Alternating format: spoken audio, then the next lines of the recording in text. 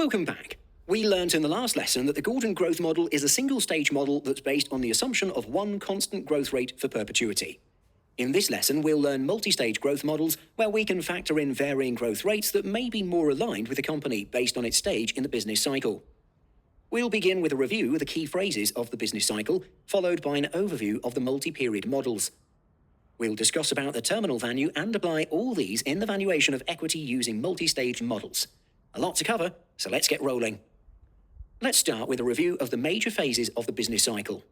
Most companies experience three major stages of growth: an initial growth phase, where the firm has rapidly increasing earnings, little or no dividends, and heavy capital investments.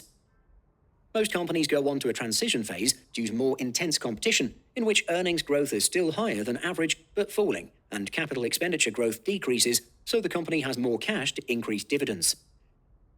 In the mature phase, earnings grow at a stable but slower rate, and payout ratios tend to be stable, so dividend growth matches earnings growth.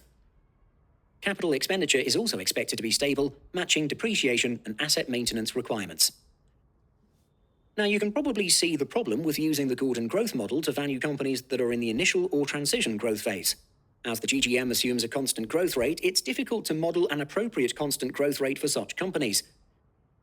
It seems that the GGM is only appropriate for companies that are in the mature growth stage, where the growth rate can be assumed to be more or less constant for perpetuity.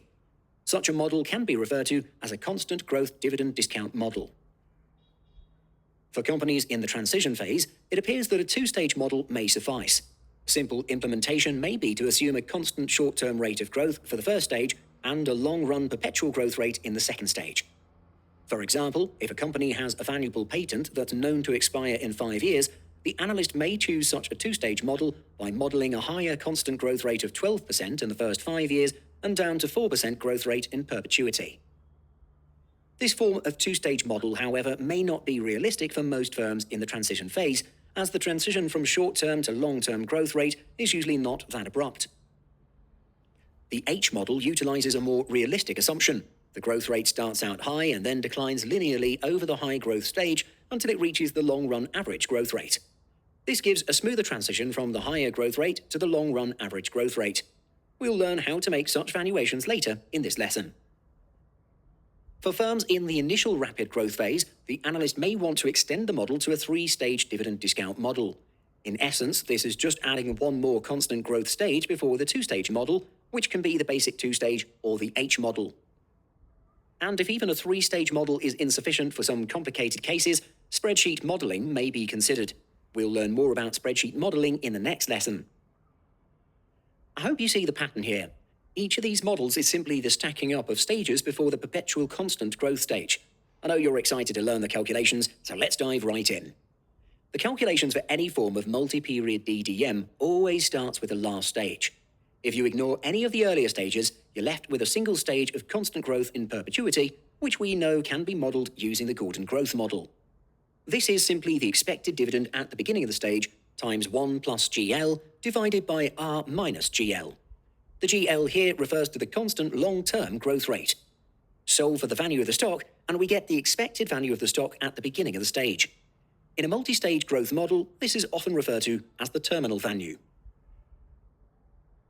For example, if the current dividend is $5 per share and a two-stage model is appropriate, where the firm is expected to grow at 9% for the first 3 years and just 4% growth in perpetuity. So, based on 9% growth in dividends, we expect the dividend at the start of the final stage to be $6.48. Let's say the required return of the stock is constant at 14%. Plug all these into the Gordon growth formula, we get a terminal value $67.39. Be very clear that the terminal value is at the very beginning of the final stage, which is also the end of the earlier stage. We shall come back to this later. Now, instead of using the GGM, another less common approach to calculate the terminal value is to use the market multiple approach. You would have learned this approach in level 1. The analyst estimates an appropriate PE ratio and forecasts earnings for the firm at the beginning of the last stage. The expected price of the stock at this point is therefore the terminal value.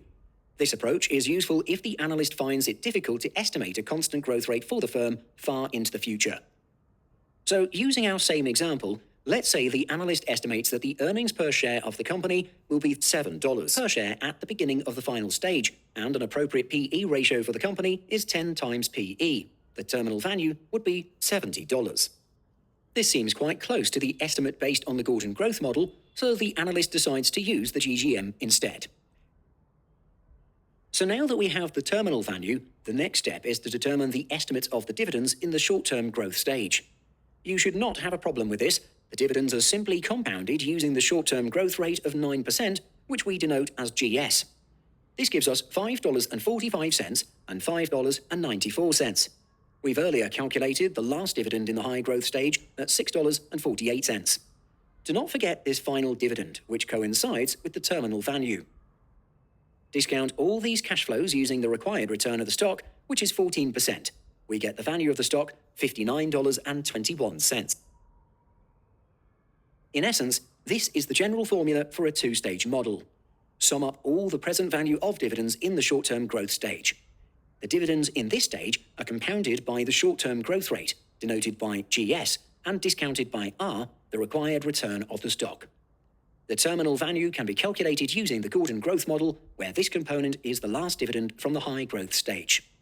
Do take special note here that the growth rate used here is the short-term growth rate. In contrast, the GGM is based on the long-term growth rate, GL. The terminal value is to be discounted back to its present value using the required return. And that is how we get this really long, complicated expression for the two-stage DDM. My suggestion for you is to understand and apply the steps as was demonstrated instead of blindly remembering this formula. Now, we earlier mentioned the shortcoming of this approach is the abrupt change in growth rate in between the two stages. In reality, the change in growth rate is more likely to be gradual, so an H model may sometimes be more appropriate. Essentially, the H model makes the assumption of a linear decline in growth rate during the short-term growth stage until it reaches the constant long-term growth rate. You don't need to know how this formula is derived, you just need to remember it and be able to apply it. The only new term here is H, which is defined as the half-life of the short-term growth period. So in this case, H is 1.5. In essence, the first term is the present value of the company's dividend stream if it were to grow at long-term growth rate forever. The second term is an approximation of the extra value accruing to the stock because of its supernormal growth during the short-term growth stage. This segregation of the two terms is just for explanation. For the exam, you may want to remember the simplified version of the formula. So for our example, if we use the formula for H model instead of the simple two-stage model, we get a value of $55.75 for the stock. This is quite a lot lower than what we calculated using the two-stage DDM model just now. All else equal, the H model will always give a lower estimate than the two-stage DDM. This is because we're assuming declining growth instead of constant growth in the short-term stage. The three-stage model is very much like the two-stage model. It's stacking up an additional stage before the two-stage model, or H model, to reflect a period of constant high growth before the transition stage. As mentioned earlier, such models are suitable for valuing companies in the initial phase of the business cycle. In essence, you need to estimate the dividend at the end of the initial stage and make the calculations for the last two stages using the two-stage or H model, whichever is more appropriate. The result is the value of the firm at the end of the initial stage, which is the new terminal value. Estimate all the dividends during the initial stage using the high growth rate and discount back all the cash flows using the required return. So for our example, if the current dividend is $3.86 and this short period of high constant growth is also 3 years, the next three dividends would be $4.21, $4.59, and $5 based on 9% constant growth rate. Using the H model, the terminal value is $55.75. Discount all these cash flows by the required return of 14%, we get a value of $48.22. This is the value of the stock using three-stage DDM. Now's your turn to practice. Matchly is a dating app startup that has recently paid out its first dividend of $2 per share. The company is expected to grow at 20% each year for the next 3 years, followed by a gradual slowdown to a long-term growth rate of 6% per year over the following 4 years. The required return of the stock is 9%. What is the value of the stock today? Pause the video now and work out your answer. And we're back. Let's start by drawing out the growth rate timeline for the company.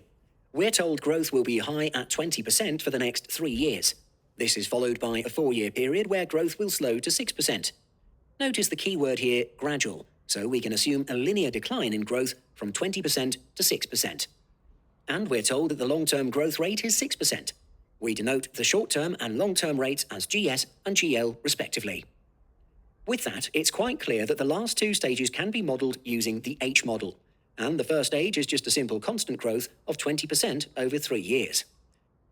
We're told that the current dividend is $2. Now, let's first time travel to 3 years later and work out the terminal value using the H model. At this point, the dividend is expected to be $3.46. Plug the figures into the H model formula, we get a value of $154.55. We can consider this as the value of the stock 3 years later. Now, let's time travel back to today. The expected dividends for the next 2 years, based on 20% growth, is $2.40 and $2.88. And discount all these future cash flows using the required return of 9%, we get a value of $126.64. You may also choose to use the cash flow feature on your calculator using these figures. Your answer should work out to be the same. Now, let's change the question a little.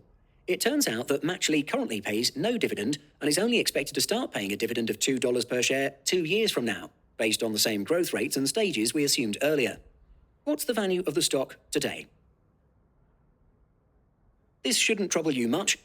We simply use the value of the stock as a terminal value 2 years later and discount it back to today, assuming no other cash flows within these 2 years. We get a value of $106.59. In essence, the principle for valuing of companies that are not currently paying dividends is in line with multistage DDM. Simply treat the period of no dividend as an additional stage and value it as you would based on the principles of multistage DDM.